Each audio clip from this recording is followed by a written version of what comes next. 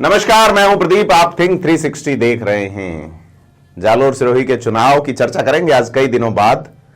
अशोक गहलोत की टीम को एक बड़ा झटका दिया है।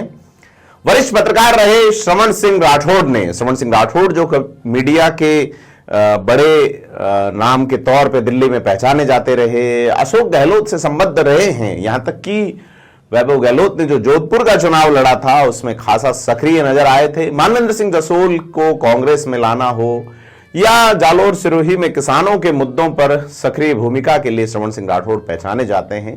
भीनमाल से विधानसभा का टिकट मांग रहे थे श्रवण सिंह राठौड़ और अब तक कांग्रेस में काम कर रहे राठौड़ ने भारतीय जनता पार्टी का दामन थाम लिया है। ऐसे में जालोर सिरोही सीट पर जिन लोगों के भरोसे अशोक गहलोत वैभव गहलोत को लेके आए, उस सीट से अब एक एक करके पाए खिसक रहे हैं। इससे पहले मारवाड़ के कद्दावर राजपूत नेता, मारवाड़ राजपूत सभा के अध्यक्ष हनुमान सिंह खांगटा, जो कि अशोक गहलोत के हनुमान कहे जाते थे, उन्होंने भी कांग्रेस का दामन छोड़ते हुए भाजपा का दुपट्टा गले में डाल लिया और उन्होंने लोकसभा का टिकट मांगा था। अब जालोर सिरोही में यह जो बड़ा बदलाव हुआ है, इससे सीधे तौर पे सामने आएगा। क्योंकि श्रवण सिंह राठौड़ जो है वो फिलहाल जितने सक्रिय लोग हैं राजनीति में, उनमें सीधे जुड़ाव वाले व्यक्ति, चाहे वो बांडी सणदरा बांध का मुद्दा हो, जिसमें एक ऐसा बांध जहां सिंचाई के लिए कोई नहर नहीं लगती, केवल पानी रोकने के लिए बनाया हुआ बांध, जिससे किसानों की उम्मीदें सूख रही थी, उस बांध से पानी छुड़वाने का मामला हो, या वो राजस्थानी प्रवासी फ्रेंड्स फाउंडेशन के माध्यम से उन्होंने जिस तरीके से कोविड में फंसे हुए प्रवासियों की मदद के लिए एक अभियान चलाया था और उसको एक अच्छे तरीके से एग्जीक्यूट किया था। श्रवण सिंह राठौड़ वैसे तो सक्रिय रूप से कांग्रेस के सदस्य नहीं रहे, लेकिन एक सामाजिक कार्यकर्ता के नाते उन्होंने जरूर कांग्रेस विचारधारा के द्वारा काम करने की कोशिश की। और हमारी जब उनसे बात हुई तो उनका कहना था कि राम मंदिर वाला मुद्दा, 370 और चीजों का एग्जीक्यूट करने की जिस तरह की कोशिशें रही हैं प्रधानमंत्री नरेंद्र मोदी के साथ उनकी सरकार की, तो उससे प्रभावित होकर और साथ ही चीजें वहां बेहतरी से हो सकती हैं। ऐसे में वो भाजपा ज्वाइन कर रहे हैं सक्रिय तौर पे। मुख्यमंत्री भजनलाल शर्मा और केंद्रीय जल शक्ति मंत्री गजेंद्र सिंह शेखावत की मौजूदगी में श्रवण सिंह राठौड़ ने भाजपा ज्वाइन की है। राठौड़ के भाजपा ज्वाइन करने, साथ ही बसपा से एक और कद्दावर नेता लाल सिंह राठौड़ के ताल ठोक देने से अशोक गहलोत की पेशानी पे बल आना स्वाभाविक है। चूंकि माली समाज जो है वो मूलतः जालोर सिरोही में खासी संख्या में है, लेकिन मूलतः भाजपा के मानस का माना जाता रहा है। जैसे कि बबूताराम सोलंकी यहाँ पे भाजपा की जिलाध्यक्ष रहे हैं और खासे पुराने नेता रहे हैं बबूताराम सोलंकी। संघ विचारधारा को चाहे वो भीनमाल का यह समाज मान लो या कुछ लोगों को छोड़ दें, तो ऐसे में अशोक गहलोत को माली समाज को मनाने में भी बड़ी दिक्कतें आएंगी। एक वीडियो आया है आबू रोड के आसपास एक मंदिर को तोड़ने का मामला, जिसमें माली समाज के कुछ युवा विरोध जता रहे हैं। तो ऐसे में वैभव गहलोत की जो चमक जो एक कंपनी द्वारा दिखाई जा रही है, उस चमक में ये डेंट डालने की जो बीजेपी के जो प्रयास हैं वो देखने वाले हैं। क्योंकि श्रवण सिंह राठौड़ की आमद सिर्फ एक व्यक्ति की आमद नहीं, एक स्ट्रेटजी की आमद है, पॉलिटिकल स्ट्रेटजी की, जिसकी भाजपा को नितांत जरूरत थी। और अब देखना है कि वही वो 2 जिले, 8 विधानसभा क्षेत्र, 23 लाख के आसपास मतदाता और त्रिकोणीय मुकाबला। बसपा का एक बड़ा बेस है। कांग्रेस के यहां आने का आधार, यानी कि वैभव गहलोत के यहां आने का आधार था SC ST वोट बैंक और राजपूत समाज का इधर मूव करवा लेना।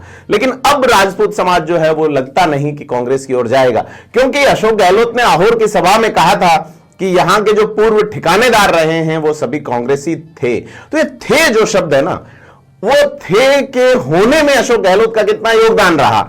यानी कि ये ठिकाने कांग्रेस से रिटायरमेंट नहीं ले, यहां जो काम कर रहे थे, मसलन गणपत सिंह सियाणा के बाद उनके बेटे प्रदीप सिंह सियाणा काम कर रहे थे। उसके अलावा यहां भादराजून से जो राजा गोपाल सिंह हुआ करते थे, जो कि विधानसभा के अध्यक्ष भी रहे हैं, उनके बेटे अब करणवीर सिंह कांग्रेसी विचारधारा तो रखते हैं, लेकिन आगे नहीं बढ़ पाए, मसलन कि माधो सिंह भैंसवाड़ा के परिवार से, भैंसवाड़ा के लोग, या यह सारे ही जो पॉलिटिकल लोग थे वो धीरे धीरे किनारे किए जाते रहे। तो अशोक गहलोत ने यह बात तो ठीक कही कि यहाँ के जो ठिकाने थे वो कांग्रेसी विचारधारा का पालन करते थे वाला शब्द जो है इस पे गौर बनता है। और लाल सिंह राठौड़ जो कि बसपा का हाथी लेके आए हैं, वो हाथी में जो राजपूत समाज का ये मान रहे थे कि भाई मूलतः, चूंकि मैं पहले भी कहता रहा हूं, यहां ज्यादातर जो विधायक बने हैं जालोर सिरोही दोनों जिलों में, राजपूत जो भी बने वो ज्यादातर यानी मोस्टली कांग्रेस से रहे हैं। यहां तक कि प्रधान और जिला प्रमुखों की संख्या भी कांग्रेस से अधिक रही है और विचारधारा यहां कांग्रेस की ज्यादा चलती है। ऐसे में जैसे कि अभी एकमात्र राजपूत विधायक कांग्रेस में कोई है तो वो डॉक्टर समरजीत सिंह है जो कि भीनमाल से हैं, जिसका मैं बार बार उल्लेख करता हूं।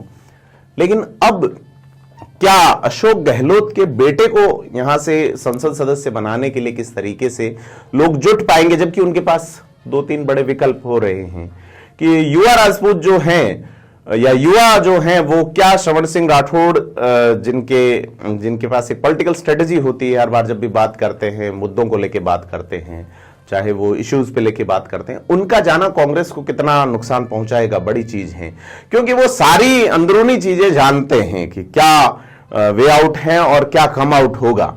और दूसरी और लाल सिंह राठौड़ का बसपा वाला जो हाथी है उसमें मैं पहले कह चुका कि भी बहन जी जो है यानी कि मायावती, उनके नीचे से 2 बार अगर चादर खींची, यानी कि बसपा की विचारधारा को जब भी जनता ने पुष्पित किया, यानी कि पब्लिक ने वोट दिए 2008 में भरपूर और 6 विधायक बनाए, अशोक गहलोत चादर खींच ले गए।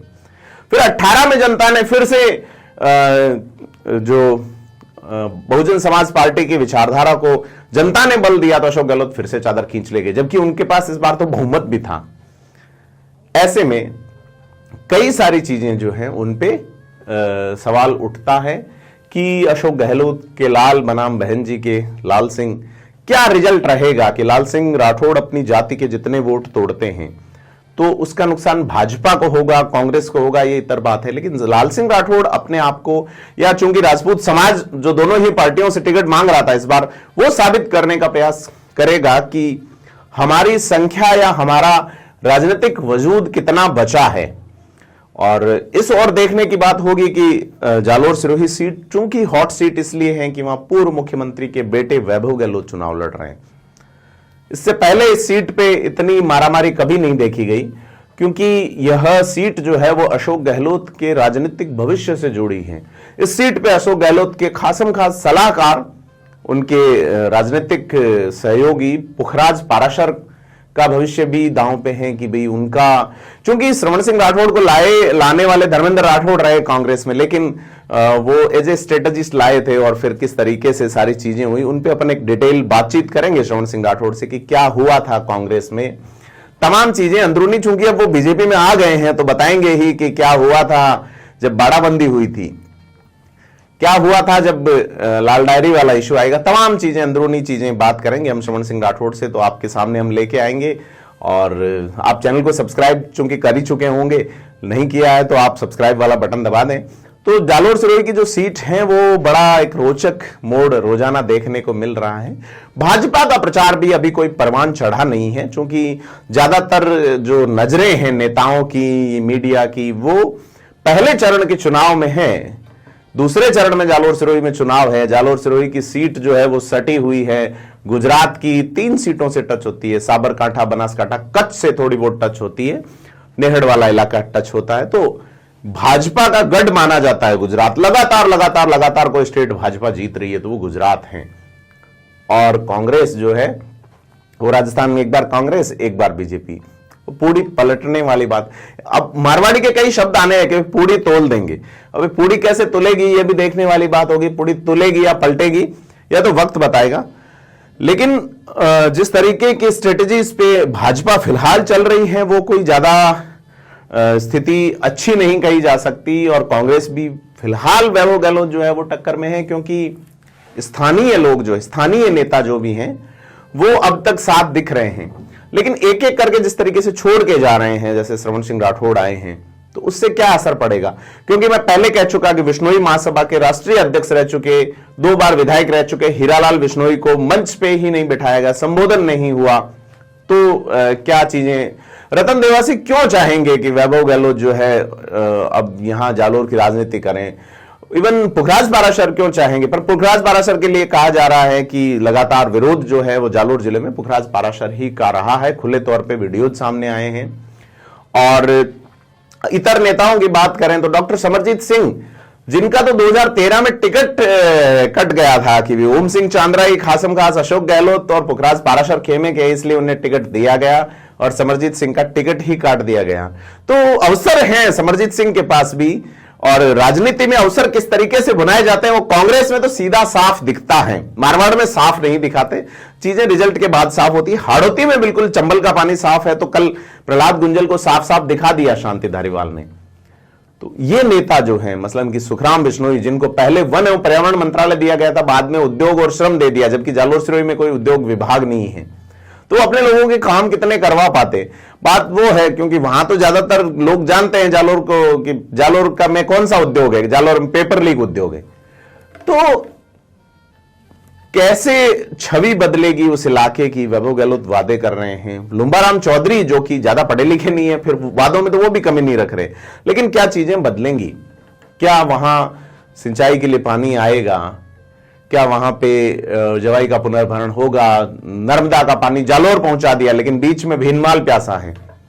भीनमाल के लोग, भीनमाल से कुछ मिनट की दूरी वाले लोग सांचौर जिले में चले गए, भीनमाल जालोर में, रानीवाड़ा सांचौर में। ये इस तरह का जो जिलों वाला मामला है, ये अशोक गहलोत के पक्ष में रहेगा, खिलाफ रहेगा, तमाम बातें हैं। लेकिन फिलहाल जो चर्चा का विषय है वो है श्रवण सिंह राठौड़ का भाजपा में आ जाना। उसके अलावा वैभव गहलोत अपने जनसंपर्क में जुटे हैं। अशोक गहलोत कहीं भी सभा करें, उदयपुर करें, उसके तुरंत बाद सिरोही पहुंचे, आबू रोड, स्वरूपगंज आज लगातार हैं। मुझ पर भी बात करेंगे अलग वीडियो में। और आपसे अपील है कि थिंक 360 को अगर आपने सब्सक्राइब नहीं किया तो सब्सक्राइब जरूर करें। धन्यवाद।